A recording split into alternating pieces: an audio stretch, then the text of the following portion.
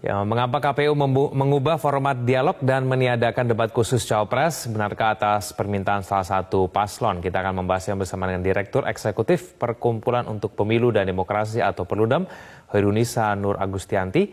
Kami juga sudah mengundang KPU, tetapi mereka semuanya berhalangan. Kenapa kok dalam debat Pilpres kali ini tidak ada debat khusus untuk Cawapres? Nah, menurut Mbak Nini sendiri, penting tidak sih kita menghadirkan debat khusus untuk Cawapres begitu?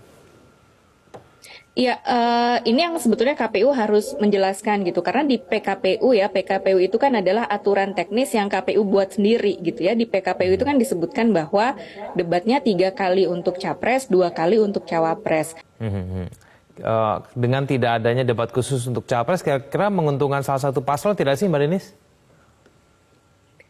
Ini publik yang akan menilai sebetulnya, karena publik tuh ingin melihat sebetulnya Mas, 6 orang ini nih sebetulnya punya gagasan apa gitu. Jadi bukan hanya si presidennya saja, tapi juga si wakil presidennya. Ya memang perubahan ini ya memang tidak seperti kebiasaannya KPU ya dalam menyelenggarakan debat gitu ya. Jadi memang ada debat capresnya, ada debat cawapresnya.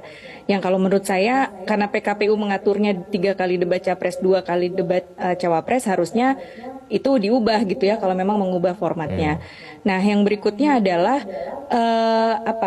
publik ini kan tadi tidak hanya ingin melihat proses debat ini hanya sekedar formalitas gitu ya, ditanya satu-satu tapi tidak ada proses debat, tidak ada proses debatnya lah, tidak debatnya mungkin ya tentu bukan debat kusir gitu ya, tapi debat yang spontan, debat yang lebih genuine gitu ya, sehingga kita juga bisa menilai, publik bisa menilai sebetulnya setiap pasangan calon ini siap atau tidak gitu ya, atau misalnya mereka paham atau tidak dengan visi misi yang sudah dibuat gitu kan. Itu yang sebetulnya harapannya digali dalam proses debat ini gitu. Jadi kalau kemudian ada perubahan format gitu ya, atau misalnya nanti lebih pertanyaannya hanya lebih satu arah gitu ya, tidak terlalu menggali mendalam, ya tentu publik akan harus effort lagi nih kalau untuk mencari tahu lebih dalam lagi soal gagasan dari pasangan calon ini, ketiga pasangan calon ini.